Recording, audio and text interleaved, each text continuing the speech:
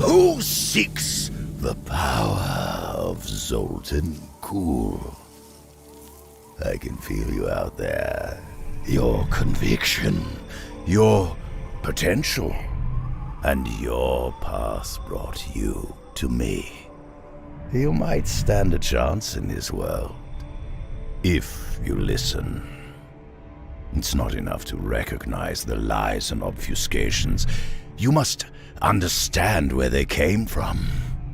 Where would you draw the line if you could save us all? What wouldn't you do? Why save this fetid world at all?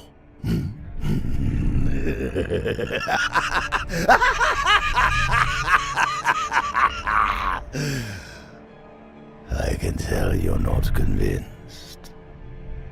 Respect the effort I am making for you, for humanity. And know this, I do not lie. Why lie when the truth is far more entertaining? What should I tell you? Perhaps about Tyrael's little band of ostriches? Oh, I was one of them, until they expected me to bury my head in the sand with them, to be content with their arbitrary limitations and ignore what was irrefutable. So, they buried my head for me.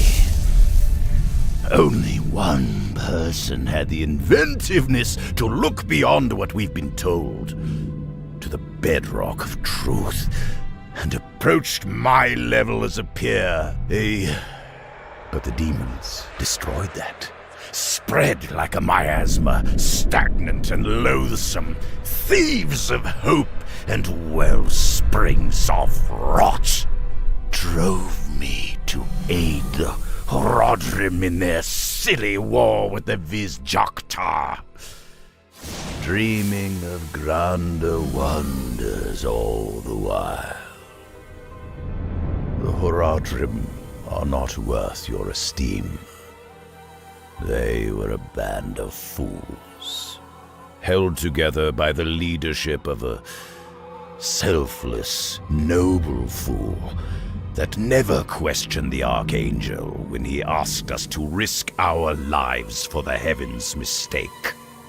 But they recognized my abilities and understood that success hinged on my research and experiments. Already a master of alchemy and transmutation as the greatest mage of the Ennead clan, I was given Tyrael's soul stones as we searched for the 3 prime evils, carved from the shard of the World Stone itself as prisons for the prime evils. Not even Tyrael truly understood their power, their significance. I spent years studying them, intrigued by their power, uncovering their secrets. Creation echoes in the stones. If you look, if you listen.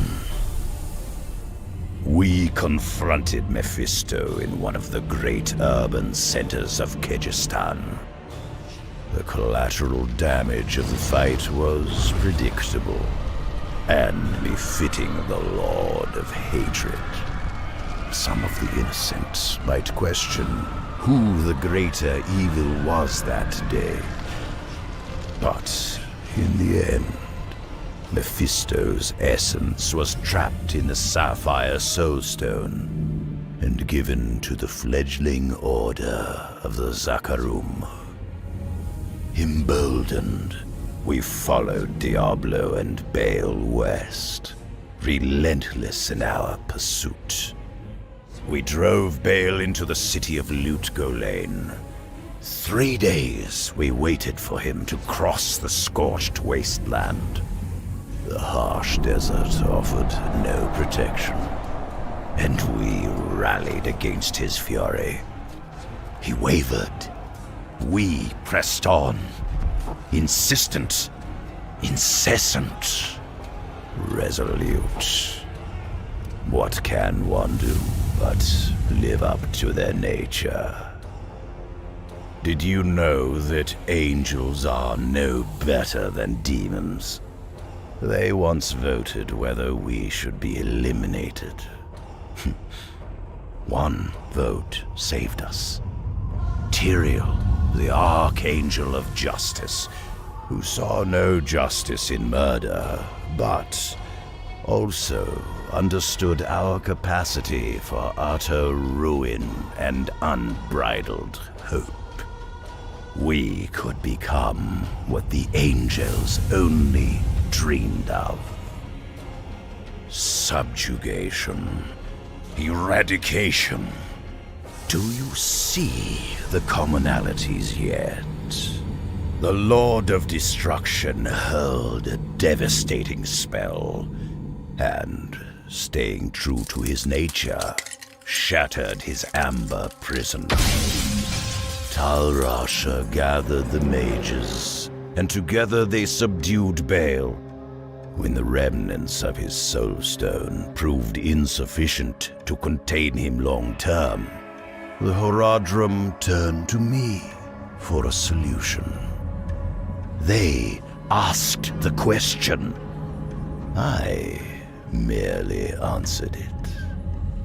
There is a connection between the crystals and our hearts that transcend physicality, where space is both finite and infinite, constrictive and expansive, divinity and chaos, echoing history and time, the origin and purpose in all things. Tal Rasha, as required by his nature, sacrificed himself to become Baal's prison. Tyrael himself appeared to drive the amber shard into his heart. Oh, it is an awesome thing to witness hypotheses confirmed. Tal Rasha was bound in a warded tomb, deep within a labyrinth of caves, and left to struggle against Baal for eternity. Jared Kane led the Horadrim that pursued Diablo for nearly a decade. The hunt finally ending in the distant western lands of Condurus. The Crimson Soulstone was hidden near the river Talsond. This one, Tyrael ordered guarded.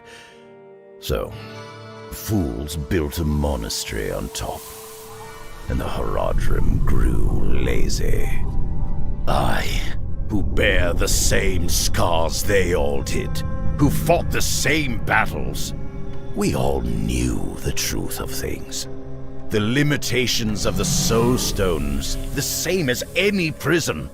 The fools declared the evils sealed away, never to trouble us again, buried beneath the sand.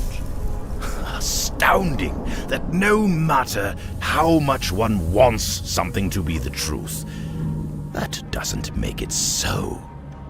I tried to warn them. They didn't listen to me.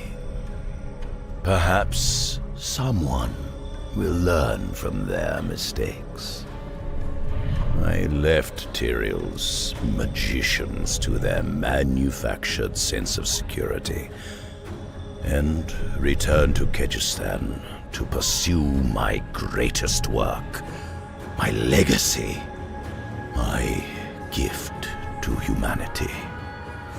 The creation of a soulstone is a complicated task, requiring much research and experimentation. I had to sacrifice much to make one, Have you ever been on the precipice of apotheosis, of the culmination of your greatness, only to have short-sighted sycophants ruin it? The Black Soulstone was designed to contain the essence of demon and angel alike within it. With the power of the high heavens and the burning hells, I could usher in a golden age, elevating humanity to our rightful place as the inheritors of Anu. In ancient times, our kind possessed power unmatched in this dreary age. The angels could not control us. The demons could not dominate us. They feared us. Our liberation lies in power, for we embody Anu's reunification. And with the Black Soulstone, the heavens and the hells could be brought low, and humanity could rise, unchallenged, unrestricted. But the Horadrim, led by Ibn Fad, could not accept the truth of our destiny, and were sent to silence me. They objected to my research, my methods, to trying to replicate the Soul Stones at all. I wasn't trying to replicate them, I was improving them. They raided my archive and threw themselves at my defenses. I could have stopped them, of course I could. But too much of my power was invested in creating a miracle. And the Horadrim, unyielding, they interrupted my summoning, pulled me from the brink of greatness, and gave me many titles. Murderer, torturer, monster.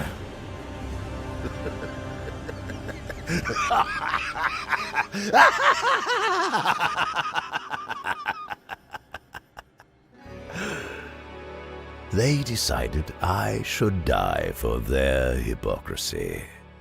It helps to have the ability to execute one's plans. It's not like I didn't see it coming, though. I am well acquainted with the Horadrim's myopic hypocrisy. They couldn't destroy my archives, couldn't even find them all, and they thought they could kill me. They found they could not. They drained the sands from my veins. I can still hear the sound of it filling their vials like grains in an hourglass. They cut off my head, dismembered my body, and locked everything away. They must have been very angry with me to do exactly what they accused me of. Even if they had managed to truly kill me, there are constructs hidden in places those unimaginative fools would never think to look. And perhaps still a few where they did.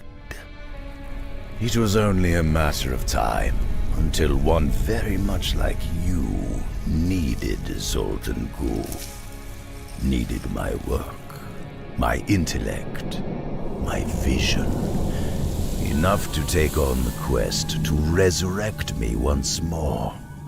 I had hope for that one, so close to understanding, but a fool in the end, surrounded by deceit, with allies that sought only to control and manipulate. Have you heard of anything more pathetic than a god who chose to be a puppet for Diablo? There you have it, the fate of humankind. Every door can be opened. Every lock has a key. History repeats. So, answer the question.